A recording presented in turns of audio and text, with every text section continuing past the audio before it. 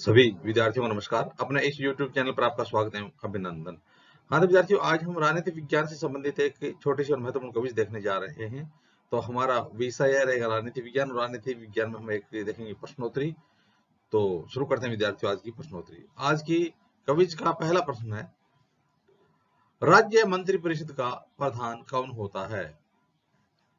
राज्य मंत्रिपरिषद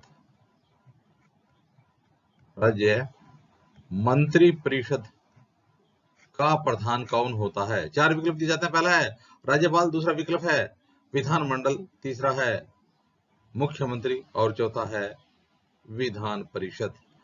राज्य मंत्रिपरिषद का प्रधान कौन होता है? राज्यपाल, विधानमंडल, मुख्यमंत्री, विधान परिषद। तो विद्यार्थियों, आपने इस प्रश्न का क्या विकल्प चुना है? यदि आपने इसका उत्तर मुख्यमंत्री चुना तो आपका उत्तर बिल्कुल सही होगा, मुख्यमंत्री। तो राज्य मंत्रिपरिषद का प्रधान कौन होता है? राज्य मंत्रिपरिषद का प्रधान मुख्यमंत्री होता है। तो देखिए विद्यार्थियों, मंत्रिपरिषद राज्य की विधानसभा के प्रति सामूहिक रूप से उत्तरदायी होती है, और मुख्यमंत्री भी होता है, वो राज्यपाल के द्वारा नियुक्त किया जाता है। राजस्थान के पहले मुख्यमंत्री थे, वो निर्वाचित मुख्यमंत्री थे टीकाराम पालीवाल। राजस्थान के पहले निर्वाचित मुख्यमंत्री कौन थे? टीकाराम पालीवाल। इसके अलावा देखिए विद्यार्थियों, मंत्रिमंडल में 3 प्रकार के मंत्री होते हैं। मंत्रिमंडल में कितने प्रकार के मंत्री होते हैं? 3 प्रकार के मंत्री। 3 प्रकार के मंत्री कौन कौन से होते हैं? तो देखिए, सबसे पहले होते हैं कैबिनेट मंत्री। कौन से? कैबिनेट मंत्री होते हैं। उसके बाद दूसरे नंबर पर राज्य मंत्री होते हैं, और तीसरे नंबर पर उप मंत्री होते हैं, उप मंत्री। इस प्रकार से मंत्रिमंडल में 3 प्रकार के मंत्री होते हैं। तो बताइए, राज्य मंत्रिपरिषद का प्रधान कौन होता है? मुख्यमंत्री होता है। मुख्यमंत्री की नियुक्ति किसके द्वारा की जाती है? राज्यपाल के द्वारा की जाती है। हाँ विद्यार्थियों, अब देखते हैं आज की क्विज का अगला प्रश्न। अगला प्रश्न है, विधानसभा की बैठक में अध्यक्षता कौन करता है? जो विधानसभा की बैठक होती है उसकी अध्यक्षता किसके द्वारा की जाती है? विधानसभा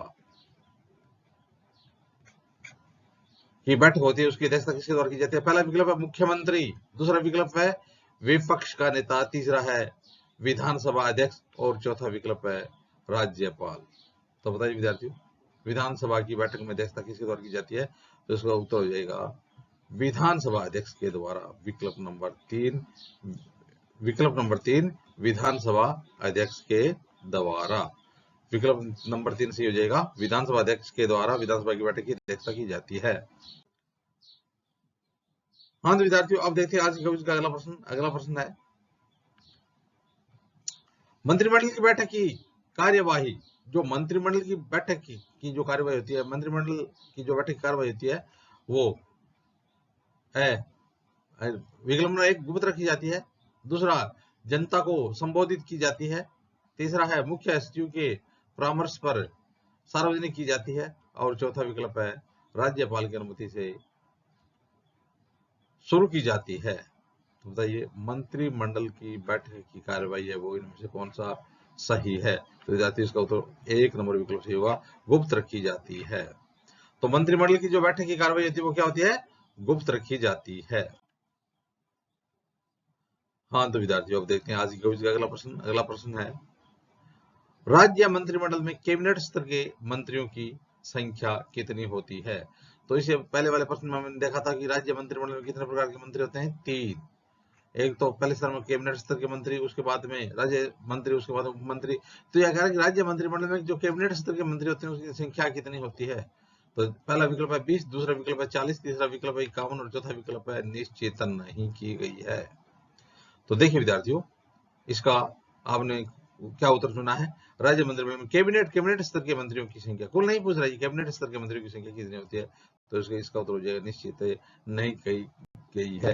निश्चित नहीं की गई क्योंकि समय के अनुसार इनकी संख्या घटती बढ़ती रहती है। दूसरी बात है, मुख्यमंत्री स्वयं भी अपने पास कई जो विभाग होते हैं, स्वतंत्र प्रभार, वो अपने पास रखते हैं। तो इस प्रकार से इसका उत्तर हो जाएगा निश्चित नहीं की गई है। हाँ तो विद्यार्थियों, अब देखते हैं आज की क्विज का अगला प्रश्न। अगला प्रश्न है, कौन सी स्वतंत्रता लोकतंत्र की आत्मा है? लोकतंत्र की आत्मा किस प्रकार की स्वतंत्रता को माना गया है?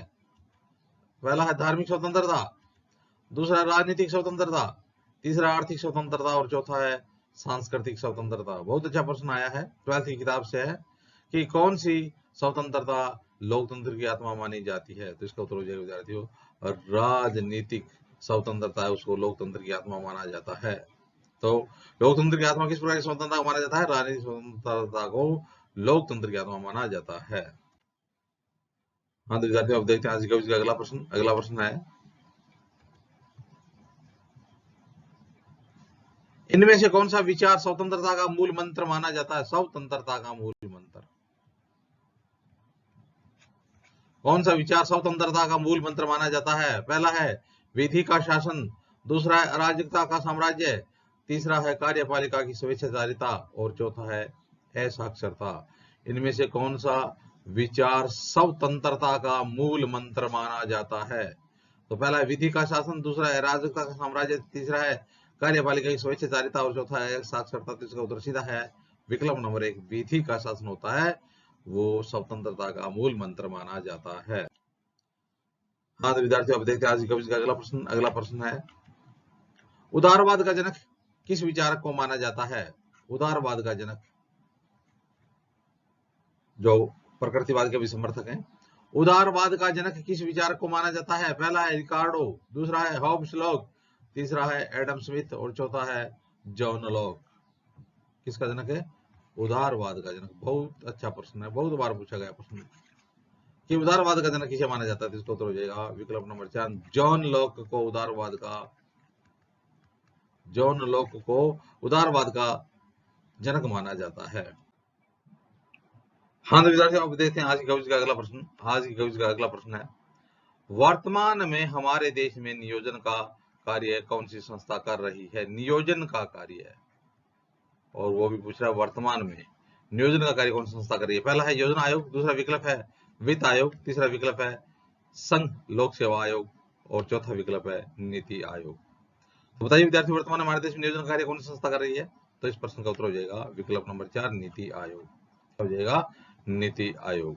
तो देखिए विद्यार्थियों, सबसे पहले जो विकल्प है योजना आयोग, तो योजना आयोग है इसकी स्थापना 1950 में की गई थी, है ना। और उसके बाद में नीति आयोग, यानी इसी योजना आयोग का नाम परिवर्तित करके नीति आयोग कर दिया गया 1 जनवरी 2015।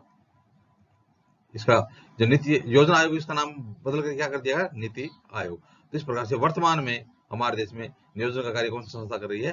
तो इसका उत्तर हो जाएगा नीति आयोग। 2015 से योजना आयोग का परिवर्तित नाम है, तो योजना आयोग के स्थान पर नीति आयोग है वो योजना या नियोजन का कार्य कर रही है।